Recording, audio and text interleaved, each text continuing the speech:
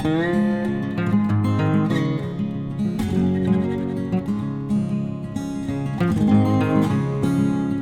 my name is Sam. Welcome to the Potager Knits podcast.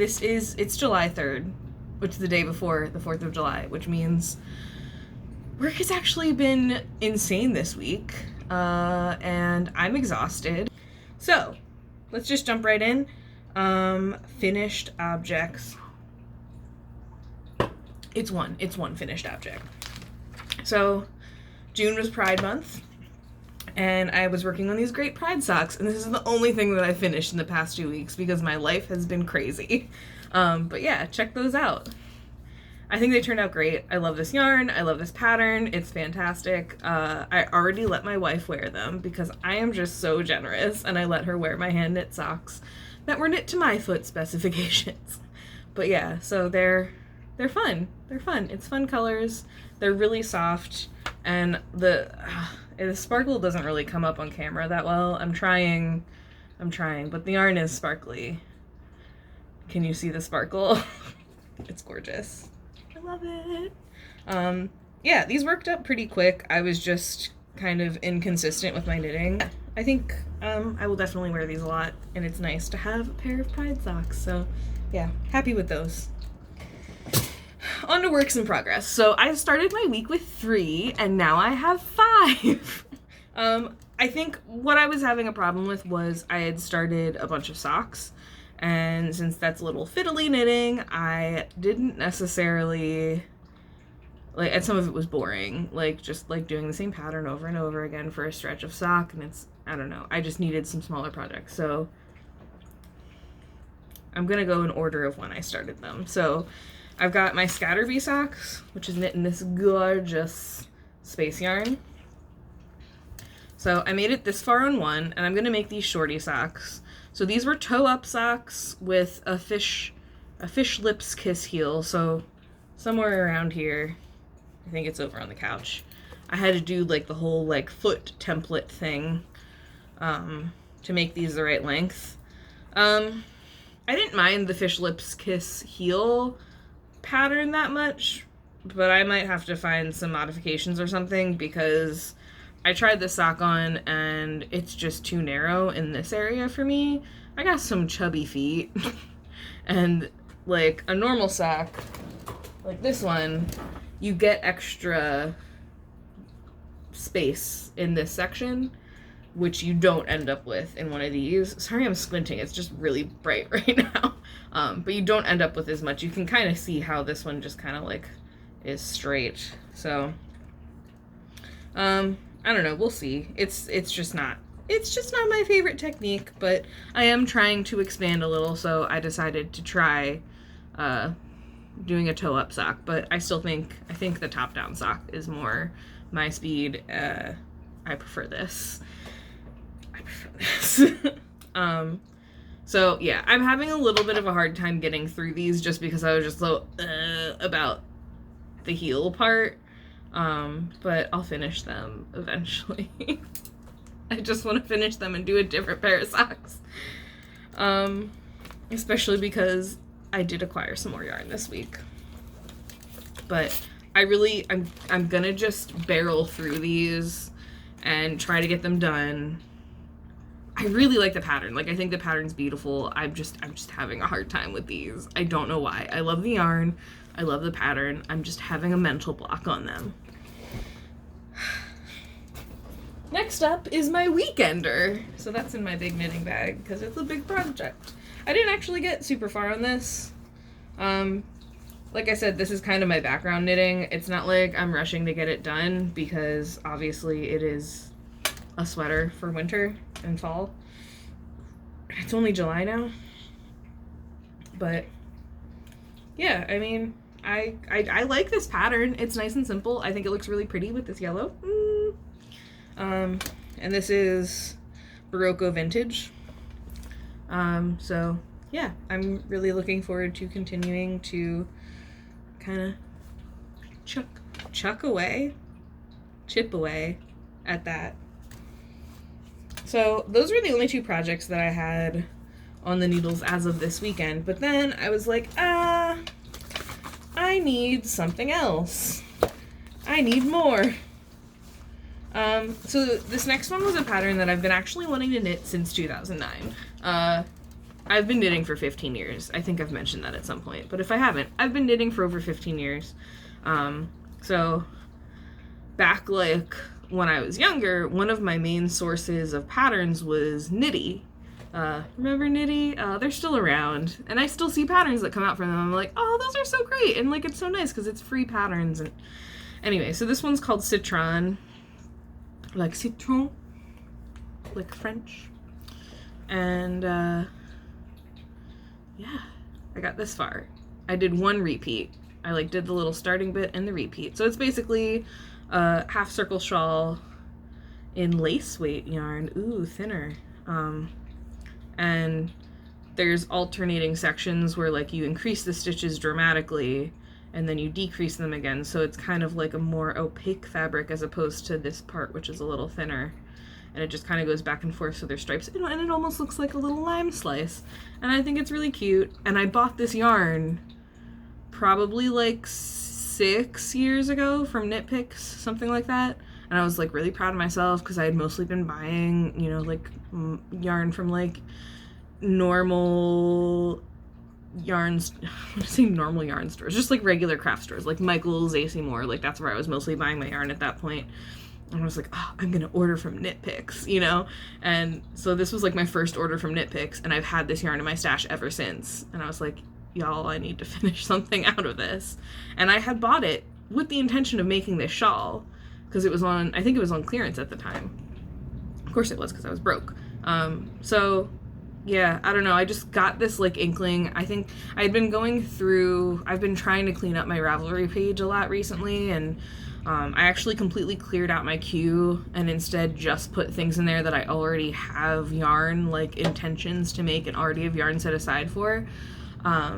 So I had done that, and I've been going through all of my likes, because that's what I usually do, is I favorite patterns that I'm interested in, and then I put them in my queue when I find yarn for them.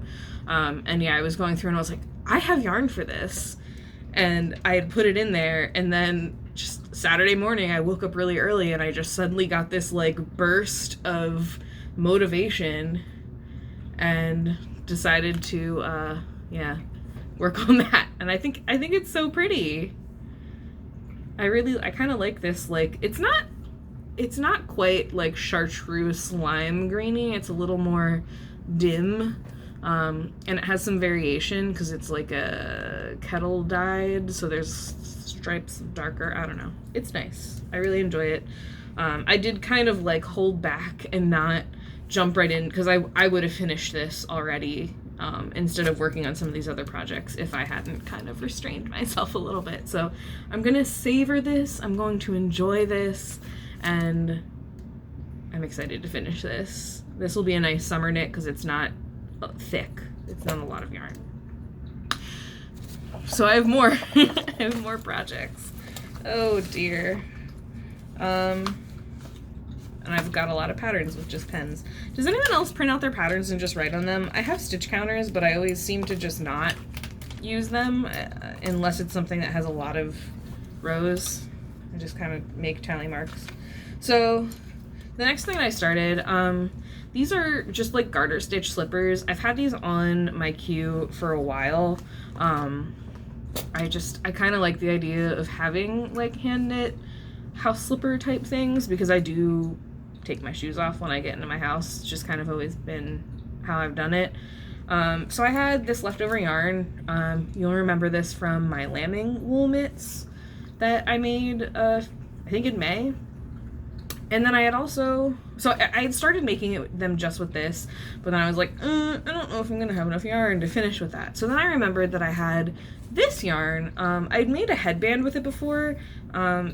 This was one of those that I bought before I got really into like supporting local, not before I got used to supporting local artists, but like before I really had the money to, and when I was still kind of just buying yarn. And I can't remember if I bought this or if my wife bought it for me or like what the deal was, but I bought this from a girl who used to sell yarn locally, a place called Fibrarium. I think she lives in New York now, but I was like, shit, those colors go together super good. They're both kind of like dim, slightly variated. This is almost like a denim-y kind of color, like, you know that denim yarn, the Vanna's Choice? That's kind of what this reminds me of color-wise. It's like the light and dark, and then this has a lot of variation, and it was just kind of the same tonally. So together, it knit up like this. So it's just garter stitch slippers. This isn't seamed at all. I just finished the actual body of it last night, and this looks short. I actually made them a little short because I do like they stretch a lot since it's garter stitch, and I do prefer it to be a little tighter on my foot because like I don't like things falling off my feet. So yeah, what I'll basically do then is there's edging, and it basically goes up to like here, so then you still have the opening for your foot, and then you just put edging along the back, the back part, and seam it, and then you have it. So yeah, these should be quick. I just needed some little quick projects to work through because I've been just working on like the sweater and like socks that are taking a little bit longer and stuff. So yeah, this took me like a day. So those will be quick. I'll probably finish those in the next couple days and be done with them and then wear them. So the other little thing that I wanted to do, I've always seen around that pattern for like making a little bunny from a square. Like you knit a garter stitch square and then you like stuff it and you do like convenient seaming like along the back and stuff, and it turns into a bunny. So I got this little lavender, I think it's like Karen Simply Soft, that I had in my stash, and I'm gonna make one of those because I'm going to see my nieces tomorrow, and I got a couple little presents for the older one, but there's also a toddler, and I didn't really know what else to get her, and I thought she would enjoy a little bunny of her own. So yeah, making her a cute little bunny. That I'm gonna finish tonight, obviously, because I'm gonna see her tomorrow, and then I'll probably work on these little slippers and get them done. So just kind of trying to break up what I'm doing. I like to make hats and stuff like that take a little bit less time because I like the instant satisfaction, the instant gratification of finishing a small project. So next is acquisitions. So I said I wasn't buying any more yarn, and I didn't buy any more yarn, but I did win an Instagram giveaway. So this was from the Quiet Queers Craft Along. Is that what it's called? The Quiet Queers Craft Along. So I've been following that hashtag and all the like cool stuff that people have been making, and I just like, I don't always enter like the Instagram giveaways, but every once in a while I will, just like on the off chance. And I won 2 this year. I won the Liesel sock pattern, and now I've won this beautiful yarn. So the giveaway was you get to pick one skein of yarn from the Knitcraft and Knittery store, and this is one that I picked. It's called Experiment 39, and it's this really pretty like pastel variegated thing. So I'm definitely going to make some socks out of this. It is very soft. It is fingering weight, Australian merino wool. So soft, so soft. It's non-superwash. There's a little blip here, got it. I'm excited to knit socks with. There's a couple different patterns that I've seen that I'm considering, and I haven't quite decided yet, but they might jump my sock queue because I'm just so excited to knit with this yarn. So yeah, I did pick something that's a little bit out of my comfort zone. I don't usually do, I don't know why I'm waving it like this. I don't usually do pastels like this, but I couldn't get over like how pretty like the different colors there are, and like the fact that there's like this like minty color seems very prominent. I liked the minty color. It reminds me of ice cream. So yeah, this is great. I do not regret acquiring another yarn, especially since it was a giveaway. So yeah. And then speaking of other acquisitions, so I signed up for 2 different swaps. So the first one that I signed up for is the fiber share swap. I've been seeing a lot of stuff about it, and I was just really excited about the idea of doing swaps. I did a yarn swap, like the Woolly Kraken set up a yarn swap back in December. I think it was like a Christmas yarn swap, and I really enjoyed that. I like shopping for people. So when this came up, I was like, an even bigger yarn swap, hell yeah, I want in. So yeah, I joined that and I got my matches. I know who I'm getting my yarn from, and then I'm actually shopping for knitting my shit together. So looking forward to doing that. So I'll be getting yarn then, I think August sometime, is like the deadline's early August, so sometime in August I will be getting yarn. And then so that's one of the swaps. And then another swap that I signed up for is actually a seed swap, and it I think it's just called like the Super Duper Seed Swap. I already sent in my seeds from there, so basically I dug through all my seeds that I have a pretty extensive stash of seeds, even though I only have a small balcony to grow on. And I sent my seeds in, and then I don't remember what the time frame is for when we get stuff back, but I sent my seeds in. I'll get 20 packs of seeds from other people in the swap, and yeah, I think it's cool. I love swaps, because like it's not like you're spending extra money, you know what I mean? Like you're technically spending money, but it's fun to get mail. I love getting mail. Who doesn't? I'm a nerd. So yeah. So I'm going on to the chatter section. I already started chattering, but now it's like actually the chatter section. So if you came just for the knitting, that's it. I'm gonna ramble now. But I'll still try to keep it quick. So a little bit of why I haven't gotten a lot done knitting wise in the past couple weeks is because we were dealing with some shit over here. I had kind of like alluded to this in the previous episodes, but basically what happened was we had to clean our apartment for an inspection, and it was very stressful, and it just kind of like brought up some bad feelings. So I've been having a rough time with that. So between that and starting to follow, watching the Knitting My Shit Together podcast, it kind of made me think about talking about my mental health. I sometimes hesitate to talk about it because I'm like, I don't want to be like that guy, you know, like I always worry about the perception, you know, when you come out and say, oh, well, you know, I'm depressed, you know, people are like, oh my God, yeah, I'm so sad sometimes too, and it's like, it's not the same. But then you don't want to be like the killjoy, so you're just like, yeah, okay.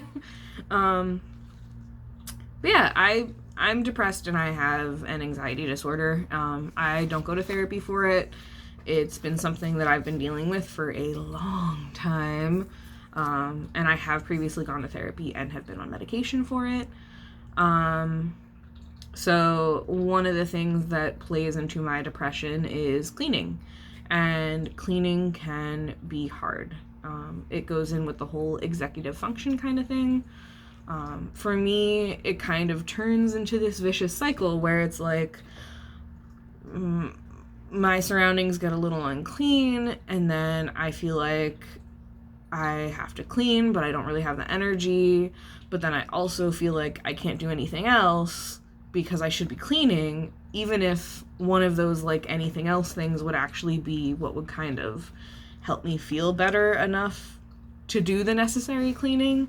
And that goes for a lot of things. I've been lucky that it hasn't really affected my job too much. There have been times when I have had trouble, but I work with really great people, so, you know, they're understanding and they have kind of helped me out through that. But yeah, so then it kind of rolls into that whole like all or nothing concept. So I have a really hard time with this podcast sometimes because even though I know like I have very few viewers at this point, for me to put something out there, I very much get into this, well, I know that I can do better than this, so but I don't really have the energy to put all that work into it, or I don't really have the time to put all that work into it, so what's the point if I can't do it all the way up? Or I could figure it out. I could figure out whatever I could do to make it have this and have that and be perfect, but then I don't really have the energy or time to actually do that. So what's the point if I can't get it to that point? If I know that it should be at that point. So that's why I was trying to let go a little bit and do some of the unedited, like, stream of consciousness ones. I do want to start editing more. I don't necessarily know if this is going to be the one just because of all the stuff I have to do, with July 4th being tomorrow, but, you know, I definitely have ideas and I definitely want to expand it, and I do want to try to get back to the point where I'm doing these once a week rather than every other week. But that will also depend on how much time I have for knitting, because if it's like this where I have one finished object in 2 weeks, and actually I was knitting those socks all month, it's not really necessarily worth it for me to talk about the same, you know, finished objects week after week. You know, I still have a job, I work full time, and I spend a lot of my time outside the house on the weekends because my wife and I go places, so it's just difficult to figure out what to do. But I did want to talk about mental health and crafting. So when I was in college, I was having just like a really hard time. Hold on. Probably the worst depressive episode that I've ever had in my life, and I was at the point of dealing with my anxiety where I was basically a shut-in. It's hard to talk about that because I can still err a little bit too much on not going places, and like my knee-jerk reaction when something comes up where it's like, oh, this is out of the ordinary, like last minute plans just throw me off, and my knee-jerk reaction is just, no, I can't do that. Like it makes me anxious because I can't plan for that. It's such a strange thing to talk about. But anyway, I had a really hard time in my life in college, and I had kind of gone away from knitting and crocheting. There was actually a sweater that I had started there that it took me 5 years to finish, just this little short sleeve sweater, because I was just having such a hard time with it. And just doing anything that I like to do in general. If you've never experienced depression before, for me, one of my symptoms was also, and I think for a lot of people, I mean, everyone is different, but is just not feeling pleasure in things that you normally enjoy. So like there were, and sometimes still are, times when I'll literally just be like so stuck and I just want to go to sleep because I can't figure out what to do. Like I like playing video games, but I don't have the energy to play them. Or I like to knit, obviously, but even like the concept of like sitting there and watching a TV show and knitting is too much. I don't want to read a book. I don't really want to browse the internet. You know, it's just like I'll go through this list of all the things that I might want to do, and all of them are too much. So I was kind of going through one of those times. I had dropped out of school. I was in college. It was my second semester of my sophomore year, and I dropped out of school because it was just too much. I had very little transportation. I was taking the bus at the time, and I lived in a pretty small town in Rhode Island. To get to the school that I had been going to at that point, it took me an hour and a half on the bus, which was just madness. I luckily had a job that was only 30 minutes away, and it was part-time, and I could handle that. So I could still work and be able to support myself.